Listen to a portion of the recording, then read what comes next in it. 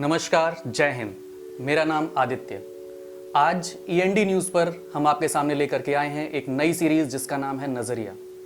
और इस नज़रिया को हम जिस मुद्दे से आज हम शुरू करने जा रहे हैं, हमने सोचा नहीं था कि हम शुरुआत ऐसी करेंगे, लेकिन ज़रूरत ऐसी पड़ गई क्योंकि वो शब्द जिसको आज हम आपके सामने लेकर के आए हैं, वो मुद्दा वो है रेप, यानी कि बलात्कार।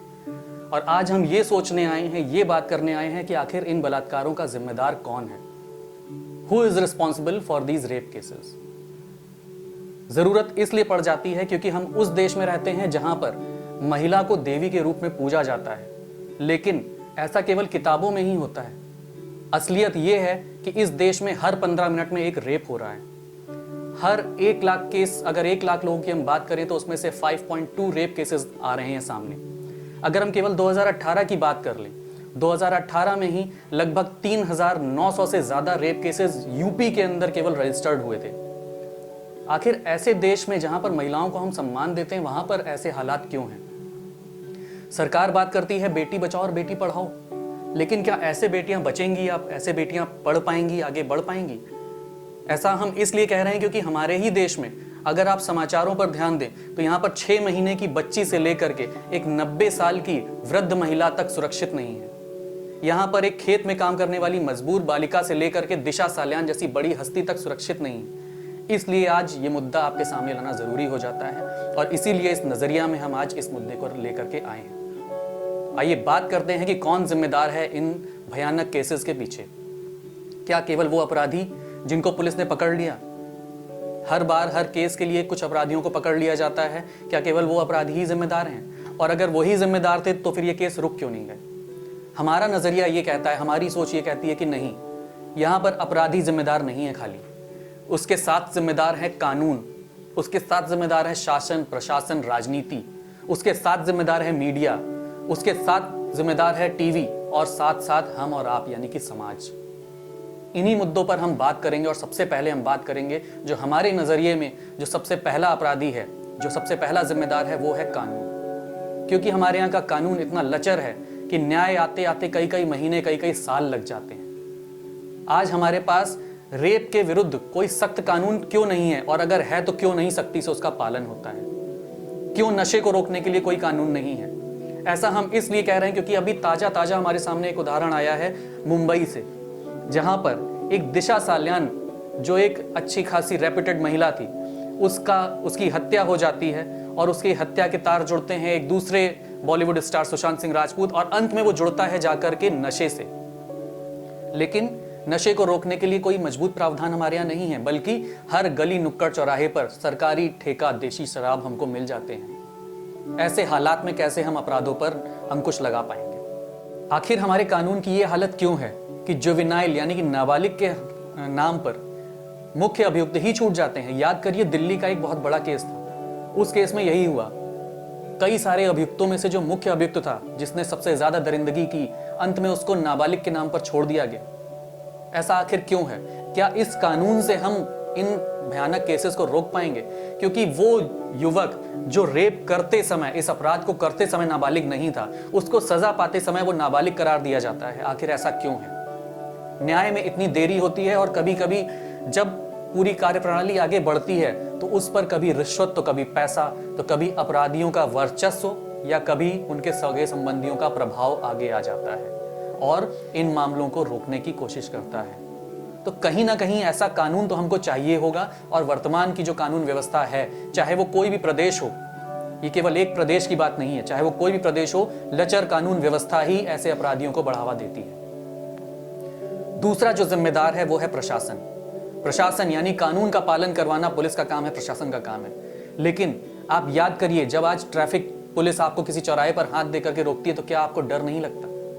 आपके घर में अगर 2 पुलिस वाले आकर के आपका गेट खटखटा देते हैं तो क्या आपको डर नहीं लगता? आखिर इस वर्दी से डर क्यों है? पुलिस तो मित्र होनी चाहिए ना, पुलिस मित्र बोली जाती है, तो फिर ये डर क्यों है? और अगर ये डर रहेगा तो फिर हमारी सुरक्षा कौन करेगा? हम सुरक्षा की गुहार किससे लगाएंगे?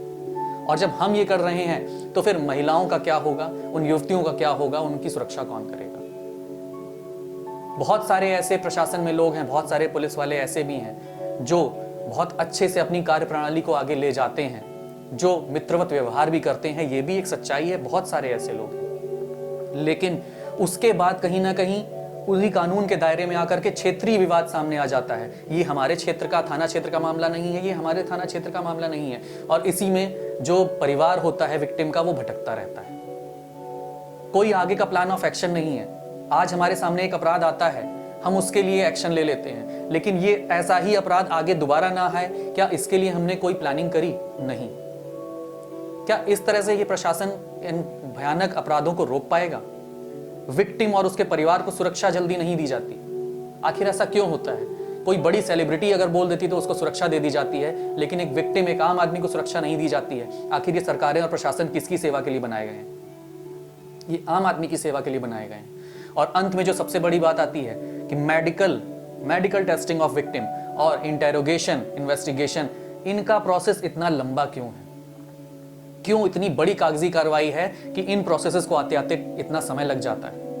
इंटेरोगेशन क्यों नहीं तुरंत हो जाती है? कई बार बहुत गंभीर मामले होते हैं जहां विक्टिम के हालात बहुत गंभीर होते हैं और वहां पर भी इतनी देर होने के कारण स्टेटमेंट्स नहीं मिल पाते हैं। क्या ऐसे ही प्रशासन सुधार पाएगा? बहुत बड़ी जिम्मेदारी प्रशासन के कंधों पर भी है, और साथ साथ जो मेडिकल टेस्टिंग्स होती हैं, इंटेरोगेशंस होती हैं, उनमें ईमानदारी की भी कहीं ना कहीं जरूरत है। ज्यादातर हमारे पुलिस महकमे के लोग, प्रशासन के लोग ईमानदारी से काम करते हैं, लेकिन कहीं ना कहीं कुछ ना कुछ अपवाद जरूर हैं जिनकी वजह से अपराधों को ऐसे अंकुश नहीं लगाया जा पा रहा है। तीसरा जो हमारी नजर में जिम्मेदार है वो है राजनीति और राजनीति करने वाले हमारे राजनेता। जब कोई अपराध किसी एक प्रदेश में होता है तो दूसरे प्रदेश की या विपक्ष की जो पार्टियां हैं वो तुरंत उन पार्टियों पर आरोप लगाने लगती हैं, लेकिन वो अपना समय भूल जाती हैं। वर्तमान में उत्तर प्रदेश में एक केस होता है तो एक विपक्ष के नेता तुरंत बोलते हैं कि ये पार्टी अपराधी है। आप याद करिएगा, मैंने इस वीडियो की शुरुआत में मैंने आपको एक आंकड़ा बताया था 2018 का। आखिर उस समय किसकी सरकार थी? उस समय का ये आंकड़ा है कि 2018 में 3900 से ज्यादा रजिस्टर्ड केसेस थे। ये रजिस्टर्ड थे, असल कितने होंगे? और वही आज हमसे आकर के कहते हैं कि ये जो वर्तमान सरकार है ये अपराधी है, जबकि उस समय उन्हीं के कोई सगे संबंधी या उन्हीं के परिवार के या उन्हीं की पार्टी के एक बड़े राजनेता का स्टेटमेंट आया था कि लड़कों से गलतियां हो जाती हैं। ये इस तरह है हमारी राजनीति का। तो हमें ऐसी तुच्छ राजनीति नहीं चाहिए। आप सभी राजनेताओं से निवेदन है कि राजनीति को छोड़िए और मिल करके कोई सख्त कानून बनाइए, क्योंकि इस तरह से अपराध नहीं रुकेंगे।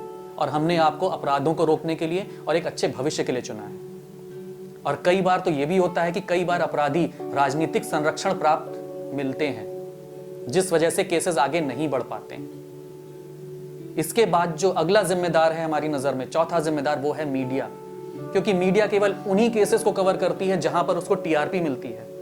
अगर कोई केस सोशल मीडिया पर बहुत ज्यादा हाइक पा गया तो मीडिया उसको कवर करती है, लेकिन कोई जनरल केस है, कोई छोटा मोटा केस है तो मीडिया उस पर नहीं जाती। क्यों? क्योंकि हमें टीआरपी नहीं मिलेगी। मीडिया का एक बहुत बड़ा रोल होता है समाज के लिए। मीडिया को भी अपनी जिम्मेदारी समझनी चाहिए।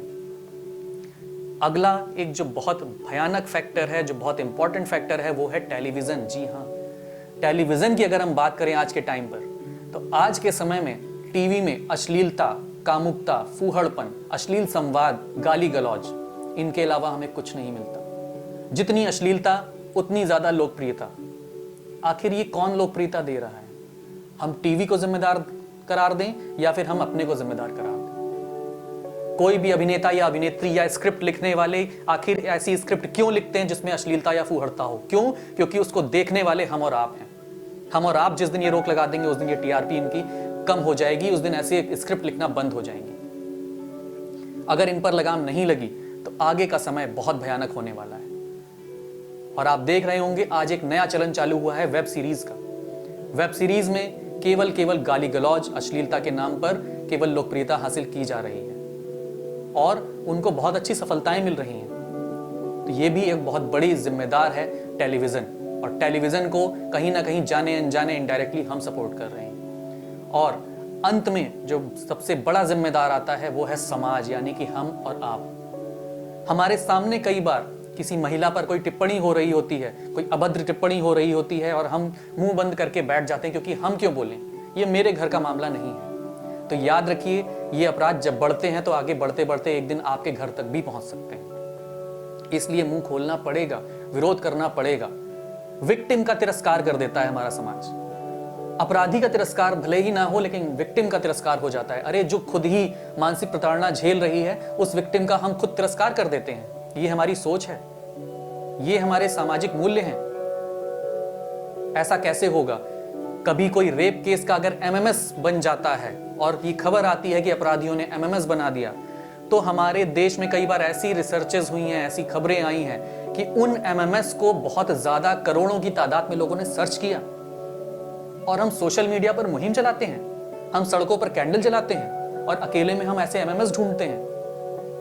ऐसा समाज हम विकसित कर रहे हैं। तो ये जिम्मेदारी हमारी और आपकी भी है। साथ ही साथ ये जो भाषा की मर्यादा हम खोते जा रहे हैं, हमारी भाषा में अपशब्द जो आते जा रहे हैं, गाली गलौज आती जा रही है और कहीं ना कहीं अश्लीलता को बढ़ावा हम ही दे रहे हैं। आज स्कूलों में छोटे छोटे बच्चे से लेके बड़े बड़े स्टूडेंट्स तक गाली गलौज करते हैं और उन गालियों में, उन अपशब्दों में जो शब्द यूज होते हैं वो कहीं ना कहीं महिला के सम्मान को चोट पहुंचाते हैं, माँ बहन के रिश्ते को शर्मसार करते हैं। आखिर इन पर कौन लगाम लगा सकता है? ना शासन, ना प्रशासन, ना मीडिया, ना कोई और। इन पर लगाम हम और आप लगा सकते हैं। अपने घर के बच्चों को संस्कार हम दे सकते हैं और वो तभी दे सकते हैं जब हमारे संस्कार खुद अच्छे हों। स्त्री के सम्मान की केवल बातें करने से नहीं होगा, केवल देवियों का पूजन करने से नहीं होगा, उसको अपने जीवन में अमल में लाना होगा। अश्लीलता को रोकना होगा। अश्लीलता में आनंद अगर तलाशेंगे तो ऐसे अपराध बढ़ेंगे और ये बढ़ेंगे तो कहीं ना कहीं हमारे आपके घर में, आस पड़ोस तक भी पहुंचेंगे।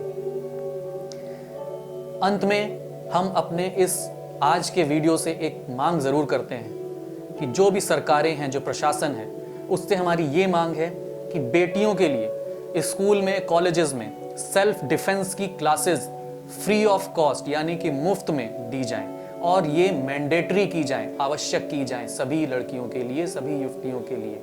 आत्मरक्षा की ट्रेनिंग मैंडेटरी की जाए और सरकार इसको फ्री में प्रोवाइड करने का प्रावधान लाए। बहुत सारे सरकारी फंड्स इधर से उधर होते हैं, बहुत सारी योजनाओं में जाते हैं, खर्च होते हैं। तो एक योजना ये भी हो सकती है जिसमें बहुत बड़ा खर्च नहीं है, लेकिन इसके फायदे बहुत सारे हैं। तो ऐसी कोई योजना जरूर लाइए, ये हमारी मांग है। रेप की सजा भयानक कोई तय की जाए, फांसी एकमात्र विकल्प नहीं है, क्योंकि जो रेप से पीड़ित महिला होती है वो सारी उम्र मानसिक प्रताड़ना की शिकार होती है। तो ऐसे अपराध को अंजाम देने वाला अपराधी एक झटके में उसको मौत नहीं देनी चाहिए, उसको भी ऐसी प्रताड़ना देनी चाहिए जो जीवन भर उसको प्रताड़ित करे और वो एक एग्जाम्पल बनना चाहिए, एक उदाहरण, कि दूसरा कोई अपराधी ऐसा अपराध करने से पहले उसके सामने एक लाइव एग्जाम्पल हो कि वो इंसान ऐसे आज तड़प रहा है क्योंकि उसने ये अपराध किया था। केवल फांसी से कुछ नहीं होने वाला। रेपिस्ट का सामाजिक बहिष्कार करना चाहिए, कंप्लीट बहिष्कार करना चाहिए, ना कि विक्टिम का। अपराधी का बहिष्कार करिए। दूसरे के परिवार की महिलाओं को, बच्चियों को, युवतियों को अपने परिवार की तरह सम्मान दीजिए और जहां कहीं भी आपको कोई अपराध होता दिखे तो अपनी आवाज बुलंद करिए, पुलिस को बुलाइए, वहां से मुंह मत फेरिए, क्योंकि कल को अगर आपके साथ ऐसा हुआ तो आपकी भी अपेक्षाएं दूसरों से यही होंगी। स्त्रियों का सम्मान करिए। जात, धर्म, पैसे के नाम पर वोट मत दीजिए, वरना कोई कानून सख्त नहीं बन पाएंगे जो हमारे आने वाले भविष्य को सुरक्षित करें। याद रखिए, जात, धर्म और पैसे के नाम पर वोट, इसका मतलब आने वाली पीढ़ियों के भविष्य और सुरक्षा पर चोट। ये था आज का हमारा नजरिया। आपको अगर कोई सुझाव देने हो तो आप हमें कमेंट बॉक्स में दे सकते हैं। बाकी सोच आपकी, निर्णय आपका, क्योंकि अब नजरिया होगा आपका। धन्यवाद।